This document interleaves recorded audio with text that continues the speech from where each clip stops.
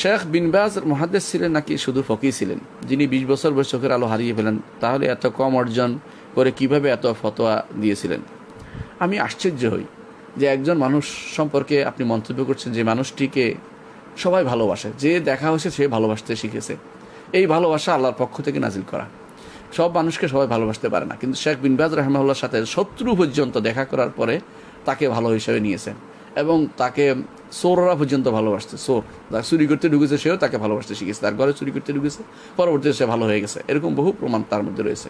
সে তার অন্তরের ভিতরে তিনি দোয়া করতেন সবসময়, আল্লাহুম্মা আসলিহ লি কলবি, আল্লাহ আমার অন্তরকে তুমি ইসলাহ করে দাও। আল্লাহুম্মা কিনা শাররা নাফসি, আমার নফসকে তুমি নফসের কুমন্ত্রণা থেকে আমাকে হেফাজত করে তিনি দোয়া করতেন। এই জন্য আল্লাহ তাআলা তার অন্তরকে পরিচ্ছন্ন করে দিয়েছেন।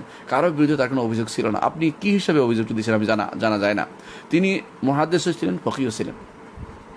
তিনি 20 বছর বয়সে, আপনি আশ্চর্য হবেন, 20 বছর বয়সে কিন্তু আমাদের সলবদের অনেকেই জ্ঞান শিক্ষার শেষ হয়ে যায় এবং তারা 17 বছর বয়সে ইবনে তাইমিয়া রহমতুল্লাহ আলাই তিনি ছিলেন, ফতোয়া দিয়েছিলেন।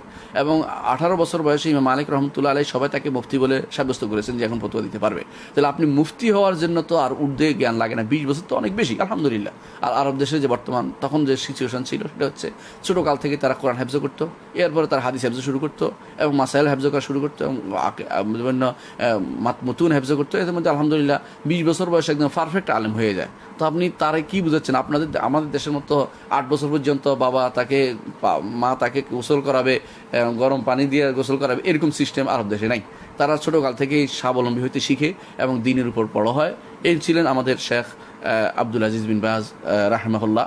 তিনি ছোটোকাল থেকেই অত্যন্ত উদ্যমী ছিলেন, জ্ঞানী ছিলেন এবং সে শিখতে পারতো, আলহামদুলিল্লাহ শিখেছেন। এবং তার কারণে তার এই জ্ঞান আরও বর্ধিত হয়েছে পরবর্তীতে। তিনি যে শুধু অন্ধ চুপ ছিলেন তা নয়, অন্ধ না থাকলেও মানুষ কিন্তু শিখতে পারে। তিনি তার ছিল, তার আশেপাশে বহু মানুষ ছিল যাদের থেকে তিনি প্রতিদিন শুনতেন এই হাদিস বা এই ব্যাখ্যা, ওটা শুনতেন, ওই হাদিস পুরো কিতাব পড়তেন। এমনকি তিনি দেখেন, আপনি জানেন যে এমন কিতাবের তিনি ব্যাখ্যা লিখেছেন যেগুলো ওনারা সাহস করেনি, তিনি ব্যাখ্যা করেছেন। এবং সাথে সাথে তিনি বুখারী ফতহুল বারীর উপরে তিনি তাহলিক করেছেন। এগুলি সবই হচ্ছে জ্ঞানের বহর তার অনেক বেশি ছিল, আলহামদুলিল্লাহ, ছোটোকাল থেকেই। তারপরেও তিনি সেটা বর্ধিত করেছেন। তার আশেপাশে যারা ছিল তাদের লোক ছিল যারা তার কাছে পড়ে শোনাতো, তিনি সেটা বুঝতেন। অর্থাৎ তার পাঠক ছিল যারা পড়ে শোনাতো এবং তিনি যেটা বুঝতেন সেটার উপরে তিনি সঙ্গে সঙ্গে তাহলিক করতেন। আকীদাগত বিশুদ্ধতা তার মধ্যে পরিপূর্ণ ছিল, কারণ তিনি ইবনে তাইমিয়া, ইবনুল কাইয়িম এবং শেখুল ইসলাম মুহাম্মদ বিন আব্দুল ওয়াহাব রাহিমাহুল্লাহ, যারা আকীদার পাইওনিয়ার, তাদের বইগুলো তিনি আগে থেকে পড়েছেন এবং তিনি পরবর্তীতে সেগুলোর সাথে আরও যোগ করে এলমি তার যে মর্যাদাটা অনেক বেশি বর্ধিত করেছেন।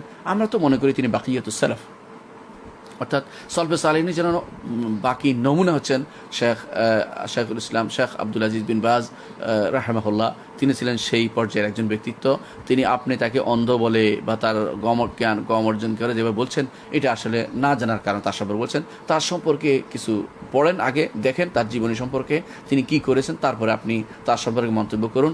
না জেনে মানুষ বিভিন্ন রকম মন্তব্য করে, জানার পরে ইনশাআল্লাহ সন্দেহ দূরে চলে যায়। অনেক পাবেন ইতিহাসে যারা 40 বছর পার করেনি। একজন বই লিখছেন একটা, যে এমন আলেমগুলো যারা 40 বছর পার হয়নি, এমন আলেমের উপর একটা বই আছে।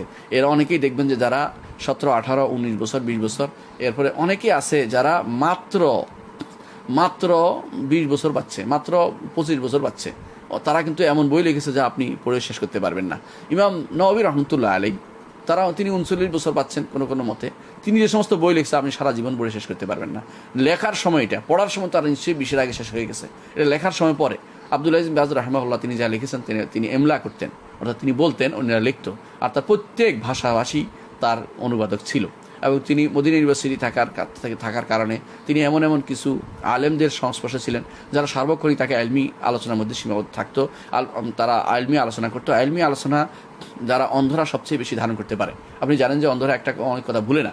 আমাদের শেখ সালেহ সোহাইমি হাফেজাহুল্লাহ, তিনি যখন দাস দিতেন, অসাধারণ পাণ্ডিত্য নিয়ে দাস দিতেন। তাকে দেখতাম কীরকম, বলতো যে অমুক কিতাবের অমুক পৃষ্ঠা উল্টাও, ঠিক অমুক পৃষ্ঠাটিটা আছে। এর অর্থ তিনি আগে জীবনে ভালো অবস্থা পড়েছেন, এখনও তার চোখের উপর সেটা ভাসতেছে, অমুক পৃষ্ঠা আছে, এরকম তিনি আমাদেরকে জানাতেন। এটা অন্ধরা আল্লাহ তাআলা একদিক কমিয়ে দিলে আরেকদিক বাড়িয়ে দেন। সুতরাং আপনি যেভাবে আক্রমণাত্মক কথা বললেন এটা আসলে ঠিক নয়। উনি আসলেই জ্ঞানী ছিলেন এবং তৎকালীন সময়, এখন বর্তমান সময়, সব সময়ের জন্য, পরবর্তী 2000 শতাব্দী পর্যন্ত এই সময়ের মধ্যে শ্রেষ্ঠ একজন জ্ঞানী ব্যক্তি আমাদের দেখা। আল্লাহ তাআলা তাকে জান্নাতুল ফেরদাউসের আলা তাকে নসিব করুন এবং তার তাকে তার অনুসারীদেরকে সহিহ আকীদা থাকার তৌফিক দান করুন, এবং তাকে যারা ভালোবাসে আল্লাহ তাআলা তাকেও ভালোবাসুন, আর তার সাথে যে শত্রুতা পোষণ করে আল্লাহ তার সাথে শত্রুতা পোষণ করুন। এই দোয়াই আমরা করব। আল্লাহ আমাদেরকে বুঝার তৌফিক দান করুন।